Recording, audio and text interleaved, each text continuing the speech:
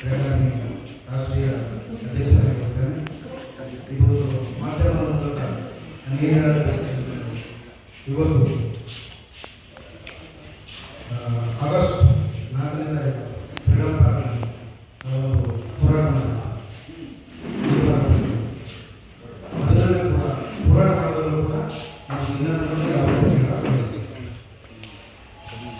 ಅದಕ್ಕೆ ಮತ್ತೊಂದು ಸಾರಿ ಇವತ್ತು ನಾವು ಪ್ರೆಸ್ ಮೀಟ್ ಮಾಡುವ ಕಾರಣ ಏನಂದರೆ ಈ ನಿಗಮದಲ್ಲಿರುವಂತಹ ಅಧ್ಯಕ್ಷ ಉಪಾಧ್ಯಕ್ಷ ಹಾಗೂ ನಿರ್ದೇಶಕರು ಇವರಿಗೆ ಅವರು ಕುರ್ಚಿ ಸ್ಥಾನವನ್ನು ಬಿಡಬೇಕಂತ ಹೇಳಿ ನಮ್ಮ ಮಾಧ್ಯಮದ ಮೂಲಕ ನಾವು ಮನವಿ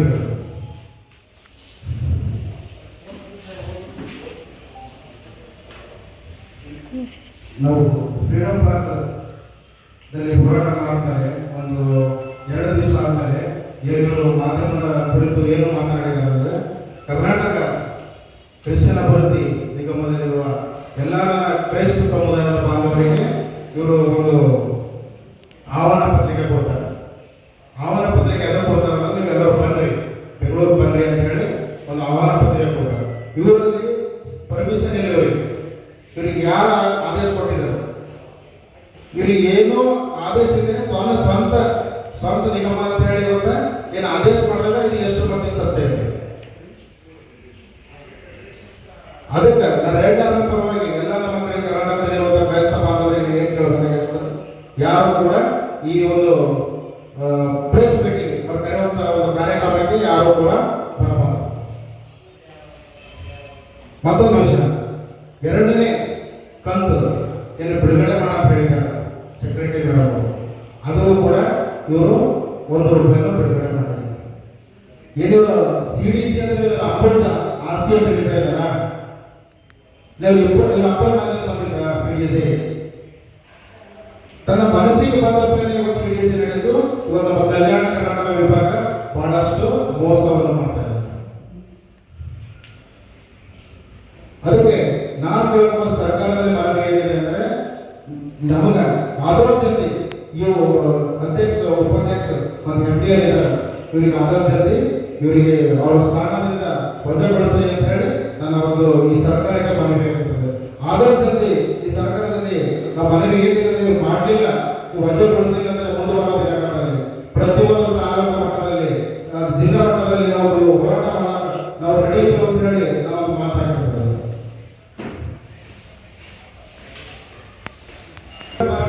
ನಾವು ಹೋರಾಟ ಮಾಡಿದಾಗ ಇವರು ನಮ್ಮ ಉಪಾಧ್ಯಕ್ಷರಾದ ಸಂಜಯ್ ಜಾಗೀರ್ ಅವರು ಏನು ಹೇಳ್ತಾರೆ, ನಿಮಗೆ ಯಾರಿಗೂ ಮಾಹಿತಿ ಇಲ್ಲ ಅಂತ ಹೇಳ್ತಾರೆ. ನಾವು ಅವರಿಗೆ ಏನು ಹೇಳಕ್ಕೆ ಇಷ್ಟಪಡ್ತೀವಿ ಅಂದ್ರೆ, ನಮಗೆ ಮಾಹಿತಿ ಇಲ್ಲ ಅಂತಿದ್ದೀರಿ ನೀವು, ನಿಮಗೆ ಮಾಹಿತಿ ಏನ್ ಬೇಕು ಎಲ್ಲ ಮಾಹಿತಿ ಕೊಟ್ಟು ನಾವು ಫ್ರೀಡಂ ಪಾರ್ಕ್ನಲ್ಲಿ ಬಂದಿವಿ ಅಂತ ಹೋರಾಟ ಮಾಡಿ ಸಿದ್ಧರಾಗಿದ್ದೀವಿ ಅಂದ್ರೆ ನಮ್ಮಲ್ಲಿ ಮಾಹಿತಿ ಇಲ್ಲ ಅಂತ ಹೇಳಿ ನೀವು ಹೇಳ್ತೀರಿ. ನಾವು ನೋಡ್ಕೊಂಡು ಮಾಡಿದ್ದೀವಿ ಅಂತ ಹೇಳ್ತೀರಿ, ಗಂಡಾದಲ್ಲಿ ಕೊಟ್ಟಿದ್ದೀವಿ ಅಂತ ಹೇಳ್ತೀರಿ, ಹುಡುಗರಿಗೆ ಲೋನ್ಸ್ ಸ್ಕಾಲರ್ಶಿಪ್ ಕೊಟ್ಟಿದ್ದೀವಿ ಅಂತ ಹೇಳ್ತೀರಿ. ಎಲ್ಲಿ ನೋಡ್ಗಳು ಏನು ಕೊಟ್ಟಿದ್ದೀರಿ? ಎಷ್ಟು ಅನ್ಯಾಯ ಮಾಡ್ಬೇಕಂತಿದ್ದೀರಿ? ಈಗ ನಮ್ಮ ಸಮುದಾಯಕ್ಕೆ ಎಷ್ಟು ಅನ್ಯಾಯ ಮಾಡ್ಬೇಕಂತಿದ್ದೀರಿ? ಇವತ್ತು ಲೋನ್ ಕೊಟ್ಟಿದೆ ಅಂತ ಹೇಳಿ ಅರಿವು ಎಜುಕೇಶನ್ ಲೋನ್ ಪ್ರೈಸ್ 142 ಅರ್ಜಿಗಳು ಹಾಕ್ತಾರೆ. ಅದರಲ್ಲಿ ಎಷ್ಟು ಕೊಟ್ಟಿದ್ದೀರಿ ನೀವು? ಕೇವಲ 20% ಕೊಡ್ತಾರೆ. ಭಾಷೆಗಳು ಎಲ್ಲಿ ಹೋಗ್ಬೇಕು, ಅರ್ಜಿ ಹಾಕಿರೋ ಎಲ್ಲಿ ಹೋಗ್ಬೇಕು? ಗಂಗಾ ಕಲ್ಯಾಣ ಸ್ಕೀಮ್ ಇಡೀ ಕರ್ನಾಟಕದಲ್ಲಿ ಬೋರ್ವೆಲ್ ನಮ್ಮ ಬೇರೆ ಕ್ರೈಸ್ತ ಧರ್ಮದವರಿಗೆ ಒಂದು ಬೋರ್ವೆಲ್ ಹಾಕುವ ಕೆಲಸ ಗೌರ್ಮೆಂಟ್ ಸಹಾಯ ಮಾಡ್ಬೋದು. ಅದು $0 ಇರೋವಾಗಿ ನಮ್ಮ ಕ್ರೈಸ್ತ ಧರ್ಮದ ಯಾಕೆ ಸಹಾಯ ಮಾಡ್ತಾ ಇದ್ದೀರಿ? ನಿಮ್ಮ ಕಡೆ ಬಂದಿದೆ ಇದು.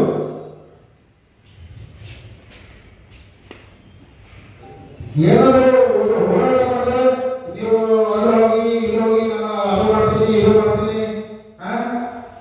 ಎಲ್ಲ ಕೂಡ ಮಾಹಿತಿ ಇದ್ರೂ ಕೂಡ ಏನೋ ಮಾಹಿತಿ ಇಲ್ಲ. ಇವರು ಯಾರೋ ಹೇಳ್ತಾ ಇದ್ದಾರೆ, ಯಾರೋ ಹೇಳೋದ್ಬಿಟ್ಟು ಬಂದು ಸ್ಟ್ರೈಕ್ ಮಾಡ್ತಾ ಇದ್ದಾರೆ. ಇವರು ನಮ್ಮ ಸಮುದಾಯದಲ್ಲಿ ಒಂದು ಗೊಂದಲವನ್ನು ಸೃಷ್ಟಿ ಮಾಡ್ತಾ ಇದ್ದಾರೆ ಅಂತ ಇವತ್ತು ಪ್ರೆಸ್ ಮುಖಾಂತರ ಹೇಳ್ತಾ ಇದ್ದಾರೆ. ನಾವೊಂದು ಮಾಧ್ಯಮದಲ್ಲಿ ನಾನೇನು ಕೇಳಬೇಕಂತ ಇಷ್ಟಪಡ್ತಿದ್ದೆ ಅಂದ್ರೆ, ಇವ್ರಿಗೆ ನೀವು ಪ್ರಶ್ನೆ ಮಾಡಬೇಕು. ಏನು ಪ್ರಶ್ನೆ ಮಾಡಬೇಕಂದ್ರೆ, ನೀವು ಎಷ್ಟು ಅನುದಾನ ಎಷ್ಟು ಬಿಡುಗಡೆ ಮಾಡಿದ್ದೀರಿ? 250 ಕೋಟಿ ರೂಪಾಯಿ ಇವರು ಪ್ಲಾನ್ ತಗೊಂಡ್ಬರ್ತಾರೆ.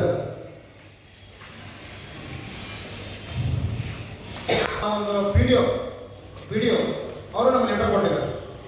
ಏನಂತೇಳಿ, ನಿಮ್ಮಲ್ಲಿ ಯಾವುದೇ ಚರ್ಚ್ಗಳಿಗೆ ನಾವು ಡಿಜಿಟಲ್ ಖಾತೆಯನ್ನು ಮಾಡಿಕೊಡೋದಿಲ್ಲ.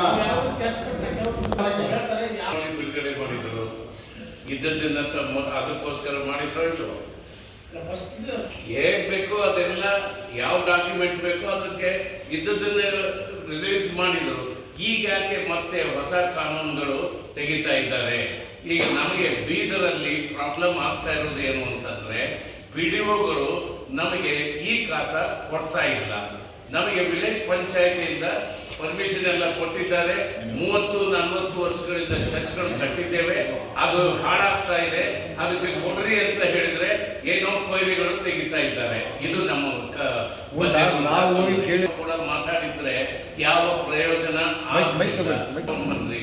ವಿಲೇಜ್ ಪಂಚಾಯತಿಯವರು ನಮಗೆ ಚರ್ಚ್ ಕಟ್ಟೋದಕ್ಕೆ ಜಾಗ ಕೊಟ್ಟರು. ಅವ್ರು ಈ ಖಾತಾ ಎಲ್ಲಿದು ಕೊಡ್ತಾರೆ, ಎಲ್ಲಿ ಬಿಟ್ರಿ ಎಲ್ಲಿದು ಕೊಡ್ತಾರೆ ಅಂತ ಅವ್ರು ಕೊಡೋದಿಲ್ಲ. ಇವರು ಕೊಡೋದಿಲ್ಲ. ಇನ್ನು ಎಲ್ಲಿ ಹೋಗೋಣ? ಸರ್ಕಾರ ನಮಗೋಸ್ಕರ ಅಂತ ಹೇಳಿ ಈ ಅನುದಾನ ಎಲ್ಲ ಕೊಟ್ಟಿದ್ದಾರೆ. ಅದನ್ನ ಹಿಡ್ಕೊಂಡು ಯಾವುದೋ ಒಂದು ಕಾರಣಕ್ಕೆ ಹಿಡ್ಕೊಂಡು ಕೂತಿರೋದು ಅದು ಸರಿಯಲ್ಲ.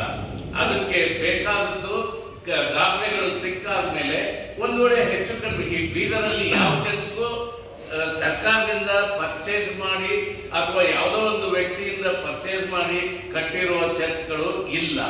180% ವಿಲೇಜ್ ಪಂಚಾಯತಿಯಿಂದಲೇ ತಕ್ಕೊಂಡಿರೋದು, ಅವರೇ ಕೊಟ್ಟಿರೋದು.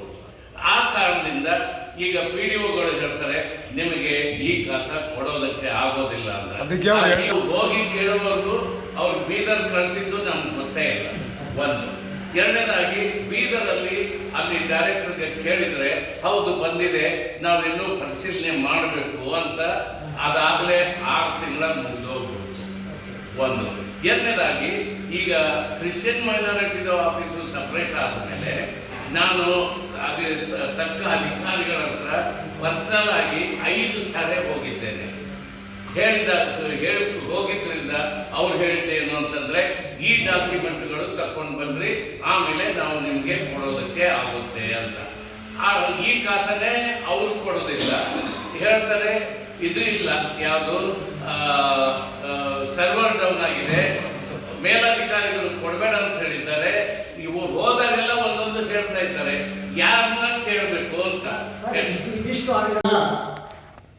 ನಾವು ಇದು ಮತ್ತೊಂದು ಸತಿ ಲೆಕ್ಕ ಮುಖಾಂತರ ಹೇಳಕ್ಕೆ ಬಯಸಿದ್ರೆ ಇವರಿಗೆ ಮುಂದೆ ಬರುವ ದಿನಗಳಲ್ಲಿ ಇವರಿಗೆ ಅವರು ಸ್ಫೂರ್ತಿ ಸ್ಥಾನಗಳನ್ನು ವಜಾಗೊಳಿಸಿಲ್ಲ ಅಂದ್ರೆ ಪ್ರತಿಯೊಂದು ತಾಲೂಕುಗಳಲ್ಲಿ ಪ್ರತಿಯೊಂದು ಡಿಸ್ಟಿಕ್ ಅಲ್ಲಿ ನಾವು ಹೋರಾಟ ಮಾಡಕ್ಕೆ ಸಿದ್ಧರಾಗಿದ್ದೇವೆ.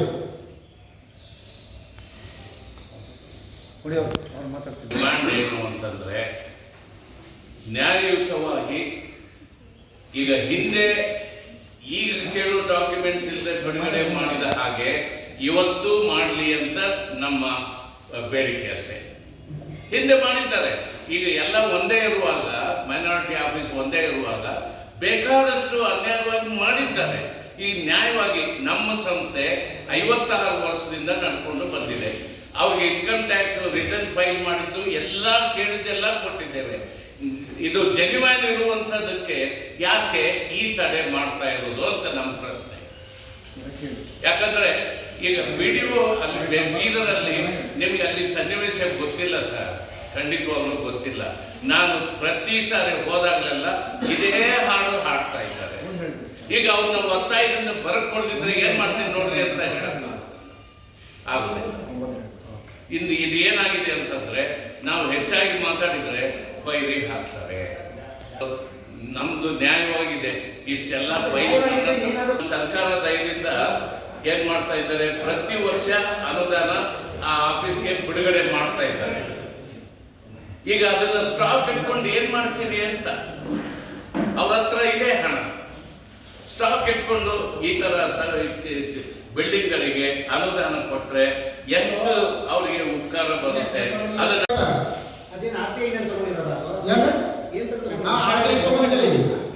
ವೆಬ್ಸೈಟ್ ಅಲ್ಲಿ ಈಗ ಸ್ವಾವಲಂಬಿ ಸಾರಥಿ ಸ್ಕೀಮು ಎಷ್ಟು ಕೊಟ್ಟಿದ್ದಾರೆ ಅರ್ಜಿ? 200 ಕೊಟ್ಟಿದ್ದಾರೆ ಖಾಲಿ. 1,344 ಅರ್ಜಿಗಳಾಗ್ತದೆ. 200 ಸ್ವಾವಲಂಬಿ ಸಾರಥಿ ಸ್ಕೀಮ್ ಕೊಡ್ತಾರೆ. ಸ್ವಾವಲಂಬಿ ಸಾರಥಿ ಸ್ಕೀಮ್ ಮೈಕ್ ಬಿಡು ಸ್ವಾವಲಂಬಿ ಸಾರಥಿ ಡಾಕ್ಯುಮೆಂಟ್ ಚೆಕ್ ಮಾಡಿ ಕೊಡ್ತೀವಿ.